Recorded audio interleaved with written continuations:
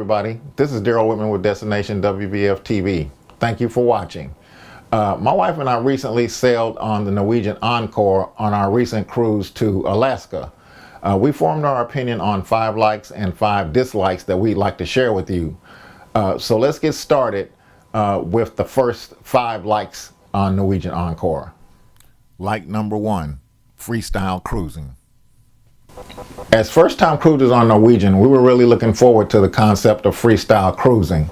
It was really nice to march to the beat of our own drum, if you know what I mean, in that we didn't feel rushed when it came to eating in the main dining room.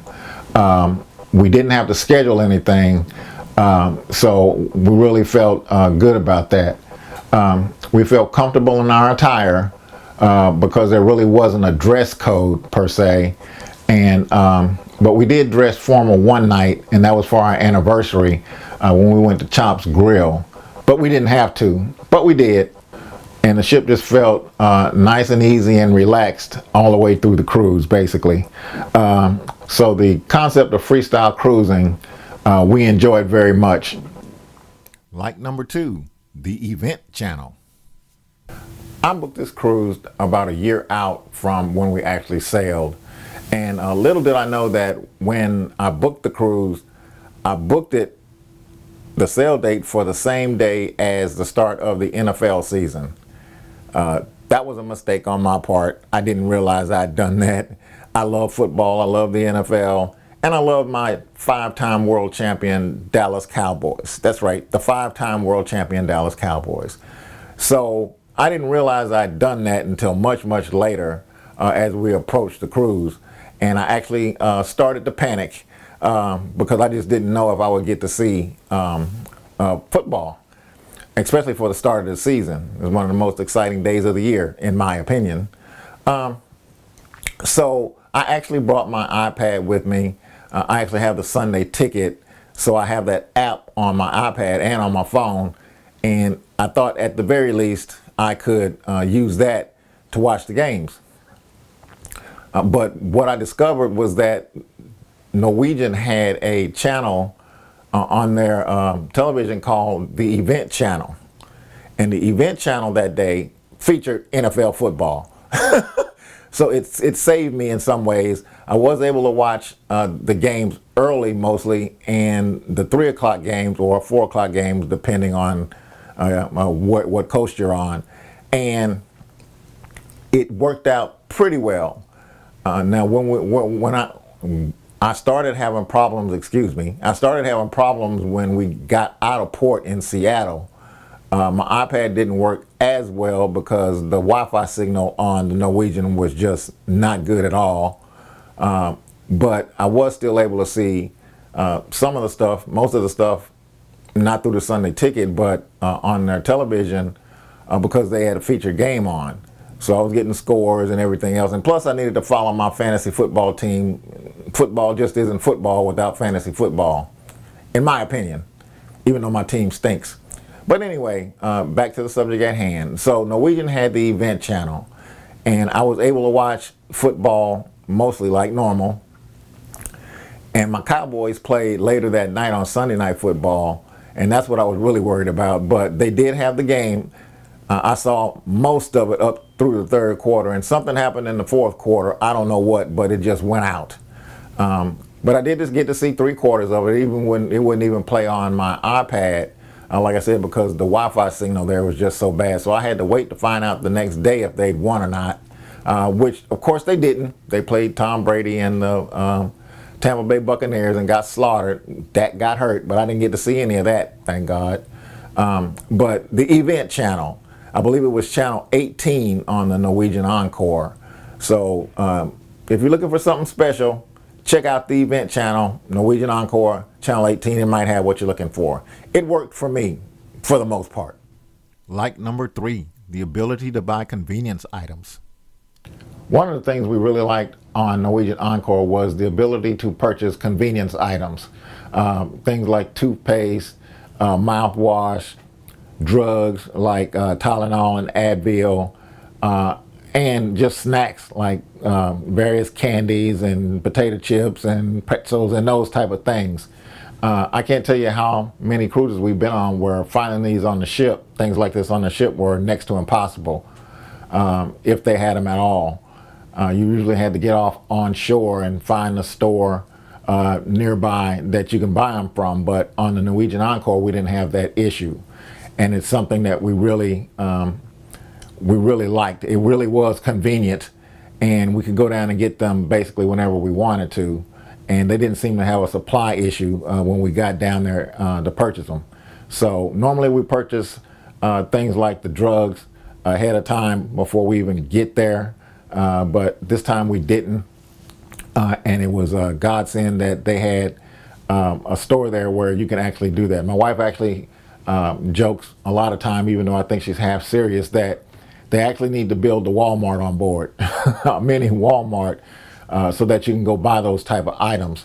But here, there wasn't a mini Walmart, but they did have those type of items for you to purchase if you needed them. So that was a feature that we liked on the cruise very much. Like number 4, the observation lounge. One of the best things we loved about the Norwegian Encore was the observation lounge. The observation lounge was just greatness in our opinion. It was very relaxing. You can go there, hit one of their big chairs, and just sit back and just take in a quiet, peaceful environment. It was scenic. You could sit there and just stare out at the ocean if you wanted to, see whatever sea life jumped out of the ocean, if there was any. But it was very peaceful and relaxing. It was big. It was wrapped around deck 15 like a semicircle, so there were plenty of seating options and seating opportunities, and it just wasn't a place where you didn't want to be. In fact, many people used it on the day that we went to Glacier Bay to take in the sights of the glaciers there. We weren't one of them. We had a balcony cabin, so we stayed in the balcony cabin and was able to do the same thing. But the observation lounge was a great place for taking in scenic views of the ocean in Alaska as we traveled to the different ports. It was big. I think I mentioned it was a semicircle basically around the whole deck 15, and you could even find things to eat there. They did have baked goods and other items there for you for your consumption, as well as drinks. And of course the waiters would come around and ask you if you wanted anything to drink. We went there mostly in the mornings after our breakfast because we didn't want to go back to our room, and the cabin stewards hadn't been there yet to make up our room. So we didn't want to have to go and come back and go back again. So we usually went to the observation lounge to enjoy everything it had to offer for 30, 45 minutes, an hour or so, or whenever we feel comfortable about going back to the room thinking it might be made up. So deck 15, the observation lounge, it's a great area. You'll love it. We loved it. And make sure you visit it when you're on the Norwegian Encore. Deck 15. Like number 5, vanity lighting. This one's for the ladies primarily. And I told my wife I would include it, so here goes. She really liked the fact that the vanity lighting in the cabin was very bright, and she could see herself very clearly in the room. You know, sometimes that lighting in the room on the vanity is very dull, and you know, it's just not good to get up and get ready in the mornings or in the evenings when you're trying to go out somewhere. So she really appreciated the fact that the vanity lighting in the cabin was actually very bright, and she didn't struggle getting ready in the mornings or evenings or afternoons or what have you. And as a woman who takes a lot of pride in her appearance, which she does, and I appreciate that very much. Love a woman who takes pride in her appearance. But as a woman who takes pride in her appearance, that was a very important feature in the cabin. So ladies, that's something you have to look forward to on the Norwegian Encore, the vanity lighting in the room. It might seem like a small thing, but in the end it turned out to be not a huge thing, but it was a nice thing. So that's something you have to look forward to. So now that we've covered our 5 likes, let's move on to our dislikes. We have 5 of those as well. Dislike number 1, the balcony stateroom. So our first dislike isn't really a huge dislike. It's just that first impressions mean everything to me. When we actually entered our stateroom for the first time, the balcony stateroom looked a little smallish to me. It just looked a little smaller than balcony staterooms that we stayed in before on other ships. And maybe it was, I didn't check the square footage, but it just seemed a little on the smaller side to me. But as the cruise went on, we kind of adjusted on the fly. And by the end of the cruise, actually, we didn't notice it at all. And we adjusted, and it just seemed part of the norm. So, you just go with the flow. And so, like I said, it wasn't a huge disappointment or anything. It wasn't a huge negative. It's just something that when we opened the door to the cabin, when we first got in there, it was like, this seems a little smaller than what we're used to. And maybe it was, and maybe it wasn't, but it did feel like that. So by the time, like I said, we got to the end of the cruise, it wasn't really a big deal anymore. We just went with the flow, like I said, and just continued on our daily thing. But that was our initial impression of our balcony stateroom. Dislike number 2, internet service. The second dislike has to do with the Wi-Fi service on the ship. To put it bluntly, it was horrible. And it cost a pretty penny to actually get the Wi-Fi to begin with. So I had the unlimited Wi-Fi package for one device for the cruise, the entirety of the cruise, and it was $178.50. My wife had the unlimited social media Wi-Fi plan, and it was $87.50 for the entirety of the trip. So we paid well over $250 for Wi-Fi service on the ship, and we certainly didn't get our money's worth, in my opinion. It was almost like as soon as we pulled out of Seattle, that the service just started, it was spotty at best, and I guess that's the best way I can put it. It was spotty at best, but it was not good. I think I mentioned earlier that I was trying to watch a football game on my iPad, and the Wi-Fi was so bad, I got parts of it here, parts of it there, and after a while I just got frustrated with it and just said forget it. But it wasn't good. So if you're planning to do Wi-Fi on Norwegian Encore, unless they've upgraded their Wi-Fi service, I can tell you, don't expect a whole lot from it, especially for the price you pay. So the price we paid, I thought wasn't deserving of the service we got. So that's just something to be on the lookout for if you're looking to for a great Wi-Fi service on the Norwegian Encore. I don't think you're going to get it, because we certainly didn't, and that was a big dislike to me. Dislike number 3, no streaming or Chromecasting. Well, let me tell you, technology is a wonderful thing. We can do a lot of things these days on our phones and tablets, things like streaming, Chromecasting, but we need 2 to tango, and in this case, there was only one, my cell phone. There was no Chromecasting or streaming available on the Norwegian Encore, which was a big letdown, because there's a lot of things that I can watch on my cell phone with my apps, Netflix and the like, but if I could cast it to the televisions there on the Encore, it would be great. It would have been great, but it wasn't great because I couldn't do those things. You would think that on a cruise line like Norwegian, and especially on their newer ships, I know the Encore isn't their newest ship, but I would have thought that they would have had the ability to Chromecast or stream from your phone on that ship, and they just didn't. And that was a big letdown to me, because I realize most people say, well, you aren't in your cabin that long anyway. But when we're in our cabin, there are things we like to do. And one of those things is watch TV, especially for my wife, because she's a Western buff. And she loves watching the old Westerns like Gunsmoke and Wagon Train and rawhide and that type. So we weren't able to do any of those things. I'd rather watch a good movie, but I'm not so much into the Western thing, but that's just the way it is. That's what she likes, and that's what she likes. But we weren't able to do any of those things on the Encore, and it was a bit disappointing. Not entirely disappointing, but it was a bit disappointing that a ship like that didn't have the ability to do those things. So that was a dislike. It was a big dislike.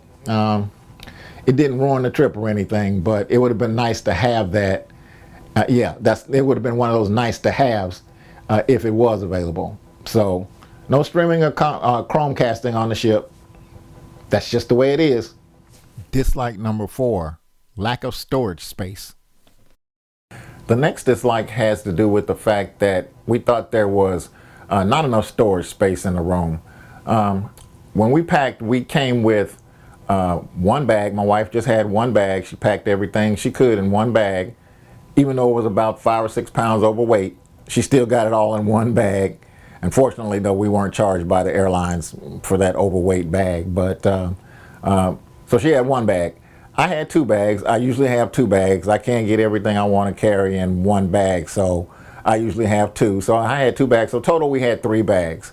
And we packed some things that we normally wouldn't pack because, one, we were going to Alaska, and we just didn't really know what to expect with the weather. So whether it was going to be cold, rainy, or both, which it ended up being both.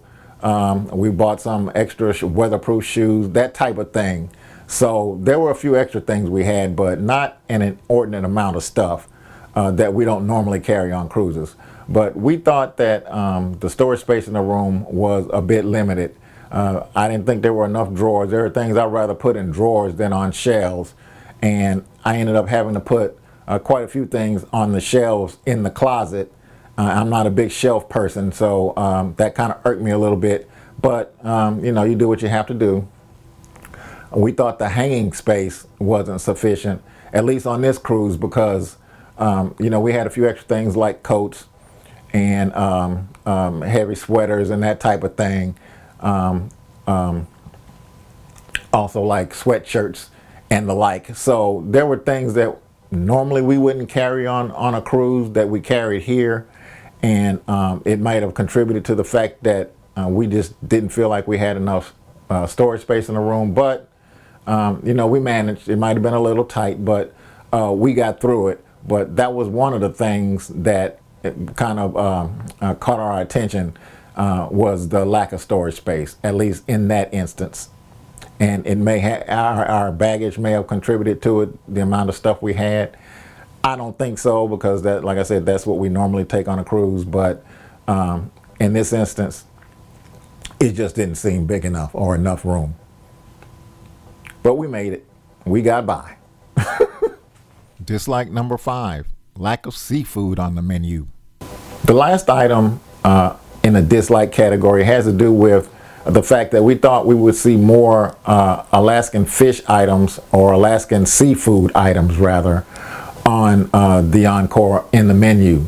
Things like salmon. Of course, we saw some salmon, shrimp, scallops, crab, whitefish, halibut, cod, rockfish. We just thought we would see more various types of seafood that come from Alaska on the cruise. And from our experience, we just didn't see it. Didn't see it really in the main dining room. Didn't see it that much in the buffet or in some of the other restaurants in the ship. But that was sort of a disappointment, because we are fish lovers, we are seafood lovers, and we just didn't think that there was enough variety in the type of seafood that comes from Alaska on an Alaskan cruise. So that was a little bit of a disappointment. I mean, the menus were great for the most part, and we certainly ate our fair share. Don't get me wrong, but like I said, we just thought we'd see more varied seafood life on the ship that originates in Alaska, and we didn't really see it. Maybe others did, but we didn't really see it. So that was a bit of a disappointment for us as well. But the food was good. We ate good. I mean, we didn't starve ourselves or anything, but that was just a part of one of the disappointments on the ship. So hopefully you won't have that experience. This is Gerald Whitman. Thank you for watching. Remember to like and subscribe, and we'll see you on the next episode of Destination WVF TV.